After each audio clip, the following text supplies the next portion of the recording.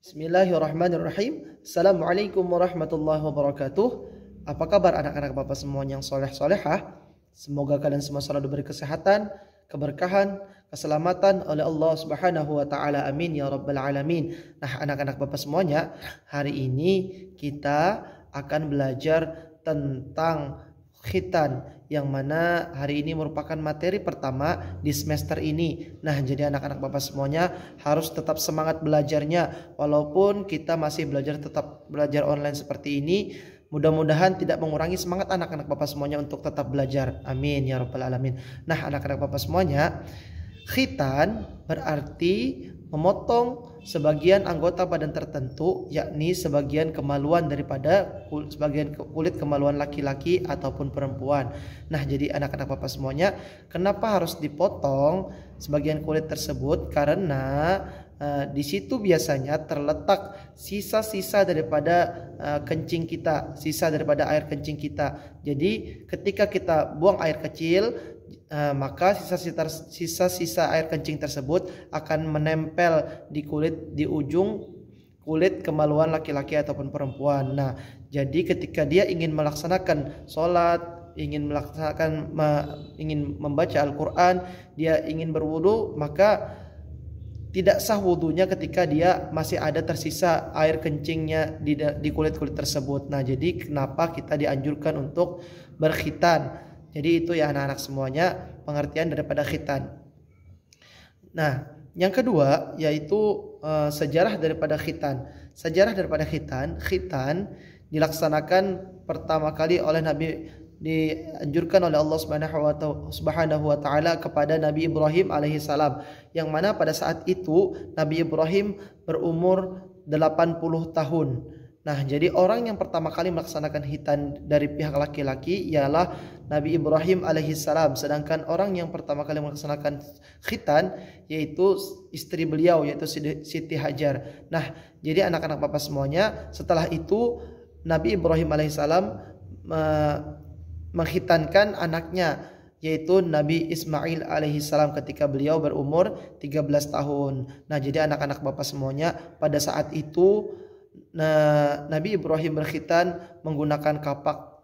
Nah, sebagaimana hadis yang diriwayatkan oleh Bukhari, bahwasanya Nabi Ibrahim alaihissalam berkhitan dengan menggunakan kapak. Nah, jadi anak-anak Bapak semuanya, sangat ngeri ya kalau dibayangkan sekarang ini. Nah, jadi anak-anak Bapak semuanya, kalau sekarang ini banyak sekali alternatif untuk kita melaksanakan khitan. Ada yang pakai suntik, ada yang tanpa suntik, ada yang pakai laser, dan segala macamnya. Jadi anak-anak Bapak semuanya tidak perlu takut untuk berkhitan, karena kita berkhitan akan sehat, karena kita berkhitan akan suci dari najis-najis tersebut. Nah, jadi itu sejarah daripada khitan ya anak-anak Bapak semuanya. Selanjutnya yaitu kita akan membahas tentang hukum daripada berkhitan. Nah, jadi hukumnya ialah untuk laki-laki, hukum berkhitan untuk laki-laki yaitu wajib. Jadi hukumnya berkhitan bagi laki-laki wajib, sedangkan hukumnya berkhitan bagi perempuan yaitu sunnah. Tetapi biasanya di Indonesia kedua-duanya harus berkhitan. Ketika kita beragama Muslim, biasanya kita akan berkhitan baik laki-laki ataupun perempuan. Nah, jadi itu. Terus tuh untuk umurnya biasanya bervariasi. Ketika Rasulullah SAW mengkhitan cucunya, ada satu riwayat mengatakan bahwasanya Rasulullah SAW mengkhitan cucunya Hasan dan Husain, cucu beliau Hasan dan Husain, yaitu ketika Hasan dan Husain berumur kurang lebih 7 hari dari kelahirannya. Di riwayat lain ada pula yang mengatakan seminggu, ada pula yang mengatakan 40 hari, dan ataupun jadi ketika kita berbeda halnya ketika kita berada di Indonesia ataupun khususnya di Samarinda, biasanya tradisi orang-orang sini berkhitan disesuaikan dengan keinginan anaknya. Maksudnya disesuaikan dengan umur ketika anaknya misalnya usia di kelas 3 ataupun di kelas 4 SD ataupun di kelas 5, biasanya sekitaran umur 10 ataupun 11 tahun, maka biasanya orang tua tersebut bersedia mengkhitankan anak-anaknya. Karena pada saat itu biasanya anak-anak Karena pada saat itu juga anak-anak sudah mulai diwajibkan, sudah mulai diperintahkan untuk melaksanakan sholat. Nah, jadi anak-anak Bapak semuanya, itu tadi hukum daripada berkhitan. Laki-laki hukumnya wajib, sedangkan perempuan hukumnya sunnah.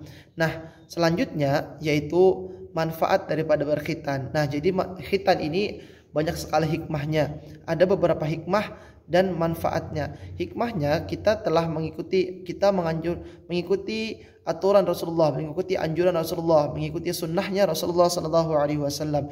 Yang kedua, kita membedakan yang mana orang Muslim dan yang mana orang yang kafir, agar membedakan kita dengan orang-orang yang non Muslim.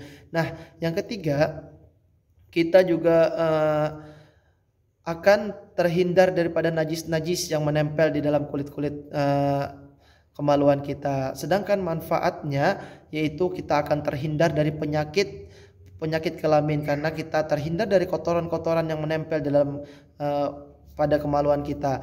Yang kedua, kita akan terhindar daripada kanker serviks. Nah, jadi itu kanker yang berada di kemaluan baik laki-laki ataupun perempuan. Nah, jadi anak-anak Bapak semuanya, kita sebagai laki-laki ataupun perempuan harus berkhitan, karena dengan berkhitan kita akan membersihkan jasmani kita. Dengan bersihnya jasmani kita, insya Allah rohani kita akan menjadi bersih pula. Maka anak-anak Bapak semuanya, jangan pernah takut untuk berkhitan, karena dengan berkhitan kita akan membersihkan diri kita, kita akan mensucikan diri kita sehingga kita lebih bersih lagi, sehingga kita lebih sehat lagi dalam kehidupan sehari-hari. Nah, anak-anak Bapak semuanya, mungkin sekian dulu materi hari ini. Kurang lebihnya Bapak mohon maaf. Mudah-mudahan apa yang kita pelajari hari ini dapat bermanfaat bagi kita semua, baik di dunia maupun di akhirat nanti. Amin ya rabbal alamin. Kurang lebihnya Bapak mohon maaf. Wabillahi taufiq wal hidayah. Wassalamualaikum warahmatullahi wabarakatuh.